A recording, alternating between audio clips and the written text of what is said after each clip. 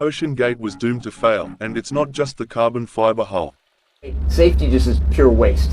I mean, if you just want to be safe, don't get out of bed, don't get in your car, don't do anything. Yeah. At some point, you're going to take some risk, and it really is a risk-reward question. I said, I think I can do this just as safely by breaking the rules. Stockton Rush, founder and CEO of OceanGate deep-sea exploration company, was an innovator. An innovator that was willing to bend the rules or break them to achieve his dream of becoming the Elon Musk of the ocean.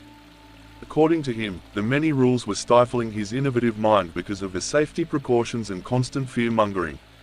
But this innovative mind would be his greatest undoing, as many would argue that there is a very thin line between innovation and recklessness. There's nothing wrong with experimenting, as this is how science has evolved over time. However, presenting an experimental vessel that looks more like a put-together DIY project as a submersible was a disaster waiting to happen. Worse was touting said sub as a deep-diving tourist vessel and charging customers about $250 to get a ride on the death trap. In this video, we'll bring you every red flag that indicated OceanGate was doomed to fail before it imploded on the 18th of June, 2023. A major red flag of the submarine was its carbon fiber hull, a largely untested material in the field of deep-sea exploration. And when concerns were raised about the sub's credibility, Rush responded by dismissing safety concerns and silencing whistleblowers. David Lockridge, the company's then director of marine operations, was one of those who got fired for raising alarms about the sub's potential flaws. He joined the company in 2015 as a qualified submarine pilot and underwater inspector, but a quality control test got him phased out of the project 3 years later. In the 2018 report submitted to Rush, David raised concerns about the sub's design and material composition, urging Rush to allow the sub to be tested by third parties like the American Bureau of Shipping and other external regulatory bodies, but Rush refused. Instead, he summoned him to a management meeting, which caused even more tension and caused him to lose his job. But it wasn't just OceanGate employees who were vocal about their concerns.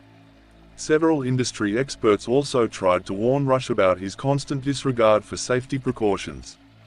A letter dated March 2018 revealed that the Marine Technology Society, including oceanographers, submersible company executives, and deep-sea explorers, wrote to Rush, expressing concern about his experimental approach and complete disregard for the industry's code of conduct.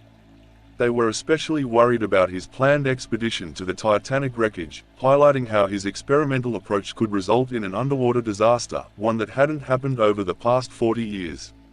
As you already know, the sub's greatest red flag was its carbon fiber hull. You see, one big challenge of deep-sea exploration is the extreme pressure you experience as you descend into the ocean. It's why even advanced divers are advised to only go up 200 feet with a deep diving vehicle. But even these vehicles have their limits. Any vessel attempting ultra-deep dives to depths such as the Titanic wreckage would undergo a continuous cycle of tests and inspections to make sure it was ready for such depths. Rush, however, refused to give the vessel up for external inspection, only conducting in-house test dives that weren't anywhere near the sub's intended tourist site. But even the ones conducted by employees revealed a number of safety flaws and potential risks. First was the gaps and porosity detected around the sub's hull. Creaking sounds were also heard coming from the hull, suggesting that the carbon fiber materials were getting weakened and snapping under the stress from repeated test dives. Carbon fiber composites are so sensitive that a little cut or snap caused by impact or stress can quickly spiral into a larger hole, leading to a failure of the pressure hull. Titan just was not ready for that depth. In between its unusual hull shape, its carbon fiber material, and its untested viewport window, the sub shouldn't even have been approved for any kind of deep-sea exploration, let alone one conveying paying passengers to a historical site 4,000 meters below sea level. A CBS reporter reported that the sub's propulsion system failed and lost communication with the mother ship during a test dive in 2021. According to him, the sub was only about 100 meters into the water when its battery suddenly failed, leaving the crew trapped underwater for almost 2 hours. When they finally made it to the surface, Rush only gave vague explanations for the incident. The following year, in 2022, BBC was filming the interior of the submarine for their BBC travel show when a crew member heard troubling sounds coming from the sub while it was still on the surface.